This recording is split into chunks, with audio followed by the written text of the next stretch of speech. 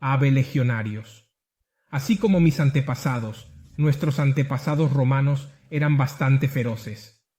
Pino, que es mi perro, mi caniche, también es tranquilo, pero sus antepasados eran definitivamente más feroces que él. Definitivamente. En este video, por lo tanto, vamos a descubrir el perro de combate de los antiguos romanos. Ahora el perro se ha soltado. De todos modos, vamos a descubrir el perro de combate de los antiguos romanos, cómo se utilizaba y cuán feroz era. Comencemos de inmediato.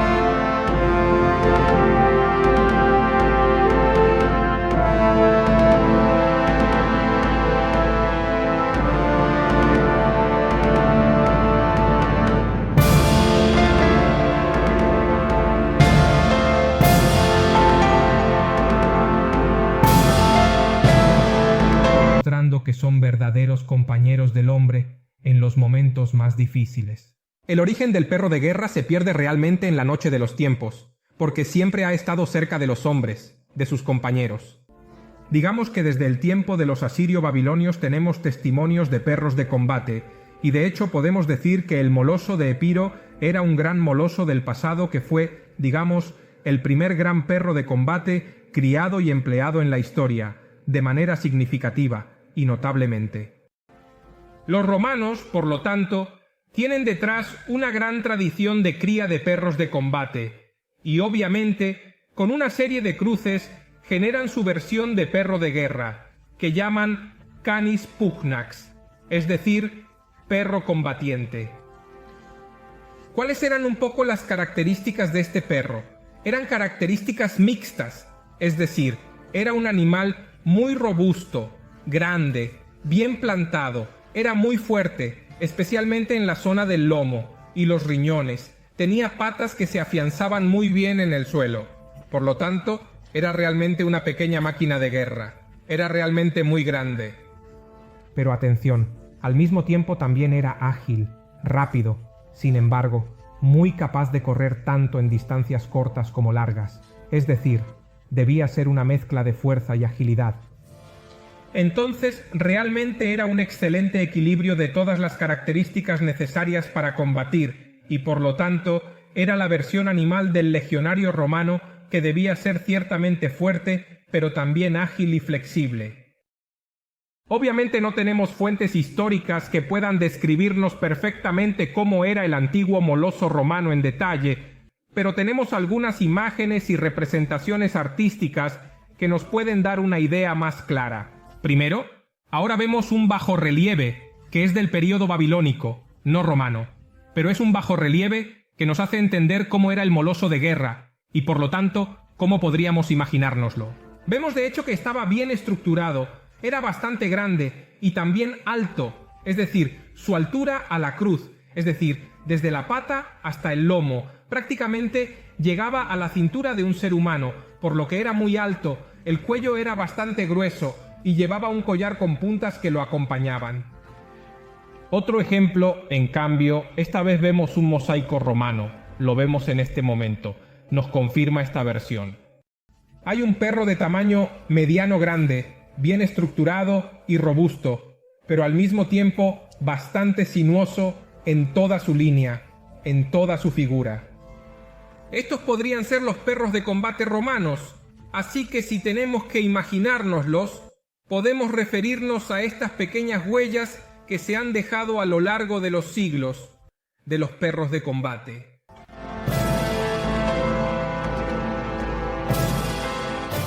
Obviamente, un elemento muy importante era el entrenamiento. Así como el legionario romano se entrenaba, el perro de combate también debía someterse a un riguroso entrenamiento para ser eficiente.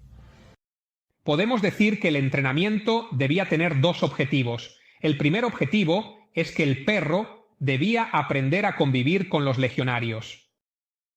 Debía ser fiel a los legionarios, reconocerlos, protegerlos y defenderlos, responder a sus órdenes y por lo tanto era fundamental que el perro estuviera siempre en el campamento, que aceptara la comida a veces de un legionario y a veces de otro, que aprendiera a distinguir los olores, especialmente los olores que formaban parte de un legionario clásico, de un campamento romano clásico, y también debía ser capaz de percibir el olor de los romanos a través de los desechos y obviamente del equipamiento y la armadura, por lo que es obvio que necesitaba tiempo y debía crecer junto a los legionarios.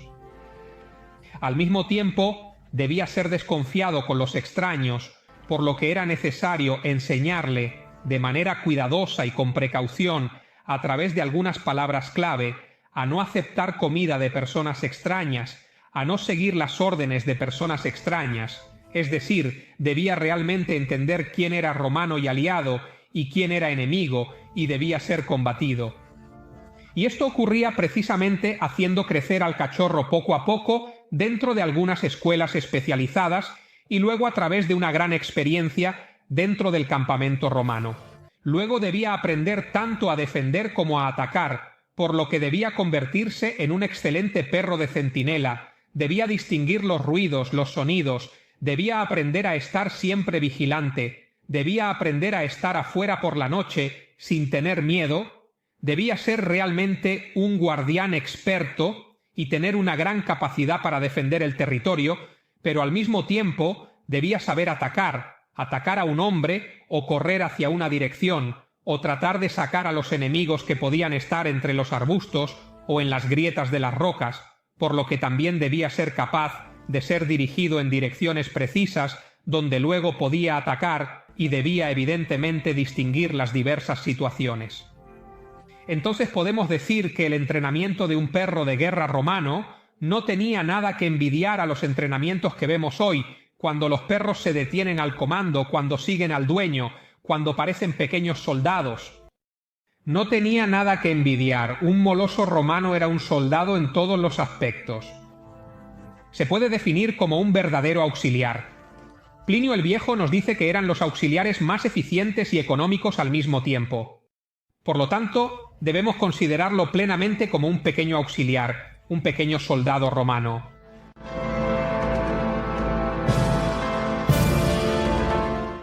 En este punto, el perro podía ser empleado durante las diversas fases de una vida militar. El primer uso en absoluto era el de proteger el campamento. Cuando los romanos al final de cada jornada construían un campamento de arriba a abajo, en plena regla, colocaban a los perros como centinelas en todos los puntos estratégicos y también un poco más lejos del campamento, en las direcciones de las que podían provenir los enemigos. Elegían perros generalmente negros para que se confundieran con la noche y no se vieran, y estos eran ayudantes extraordinarios para detectar la aproximación de un enemigo, un movimiento sospechoso o un ruido peligroso. Entonces, la primera función era la de vigilar el campamento y, en general, todos los lugares que debían ser custodiados. Otra función muy importante durante la vida militar era la marcha, que era esencial para el éxito. Cuando los legionarios evidentemente marchaban a través de un territorio, no es que marchaban así, procedían a la vista, sino que tenían un sistema de vanguardias, de personas, de soldados, ligeros, ágiles, hábiles para correr incluso con los caballos, que precedían a la columna romana por varios metros, 200, 500, 800 metros, y observaban lo que había alrededor para evitar emboscadas y percibir los peligros lo antes posible. Los perros acompañaban a las vanguardias de los romanos. Y permitían encontrar a una persona, eran los primeros en avistar un posible animal, o ciertos olores particulares, o los olores de personas que no eran los legionarios eran una herramienta muy eficaz de vanguardia para darse cuenta lo antes posible de un peligro que se presentaba en el camino que estaban recorriendo los legionarios. Obviamente luego llega el momento de la batalla propiamente dicha, es decir, cuando los legionarios están combatiendo contra el enemigo. En este caso, los perros eran utilizados principalmente de tres maneras. La primera manera era lanzarlos contra el enemigo y morderlo de cualquier forma. Entonces, intenten imaginar una especie de turma de 50, 80, 100 perros molosos que vienen hacia ustedes. Es algo devastador. Es algo que da miedo solo de pensarlo. Entonces, la primera forma de utilizar a los perros era lanzarlos para morder a los enemigos. Sin embargo, los perros muy a menudo también podían ser utilizados un poco como kamikazes, en realidad, en el sentido de que podían llevar collares con cuchillas o puntas muy amplias, muy afiladas, y estos, al pasar entre los enemigos, los cortaban y los desollaban y por lo tanto se convertían en un arma realmente peligrosísima, que era muy difícil de manejar y era muy difícil defenderse de un enjambre tan terrible de perros que te llegaban con puntas amplias y muy afiladas. Incluso en algunas situaciones especiales, a los perros se les ataban antorchas encendidas y luego eran lanzados directamente contra el enemigo con la tarea específica de prender fuego al contingente adversario, causando caos. Y también intenten imaginar un centenar de perros con llamas que incendian todo lo que pasa. Se deslizan entre sus piernas, los muerden, los atacan. Solo el pensamiento ya es realmente devastador. Esto era evidentemente un arma increíble. Los perros podían ser utilizados después del combate, en el campo de batalla, cuando los enemigos estaban huyendo, para ser perseguidores y capturar a los enemigos que estaban huyendo rápidamente. Podían fungir como perseguidores y permitían matar a más enemigos y evitar que pudieran reorganizarse. Por lo tanto, también servían para atacar al enemigo que estaba huyendo de manera efectiva.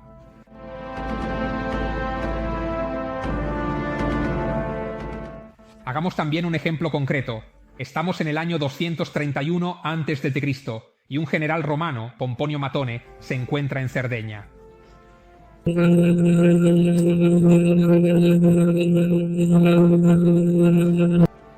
Estaban provocando desórdenes, se estaban rebelando contra los romanos, había una guerrilla intensa, y los romanos tenían un problema particular, es decir, Matone se encontraba frente a un problema particular, porque los rebeldes tenían un gran conocimiento del territorio, realizaban incursiones y ataques contra los romanos, y luego se refugiaban en las cuevas, en los recovecos, de los que Cerdeña, especialmente las zonas más internas, está llena. Así que era realmente difícil para Matone, ¿no? Era realmente muy complicado enfrentarse a este tipo de enemigos tan agresivos y peligrosos, capaces de esconderse al mismo tiempo. ¿Y entonces qué sucede? Matone hace uso de los perros de guerra. Toma perros de guerra entrenados para reconocer olores, y los perros logran dispersarse eficazmente por todo el territorio, el árido territorio de Cerdeña, y poco a poco, con el olor, logran descubrir a todos los enemigos, atacarlos y matarlos. Entonces sabemos que esta pequeña gran revuelta en Cerdeña fue sofocada principalmente gracias a la ayuda de estos extraordinarios molosos de guerra. Quiero concluir con una imagen. ¿Cómo podría haber sido un perro de guerra de los romanos? Obviamente, la raza molosoide, el verdadero moloso y el Canis pugnax romano ya están extintos, por lo que esa raza ya no existe. Pero tenemos descendientes directos que son el principal, el mastín napolitano, una raza de perros muy antigua. En las imágenes vemos al mastín napolitano, que es un coloso, que en el sexo masculino va de los 70 a los 90 kilos. Sin embargo, imagínense lo que es un mastín napolitano.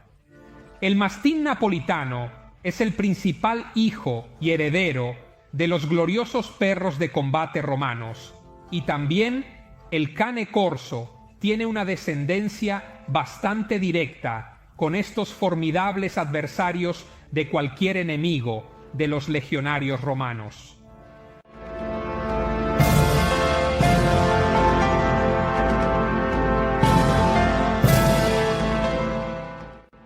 Hemos visto cómo el perro desempeñó un papel fundamental de manera significativa y crucial incluso dentro del ejército romano.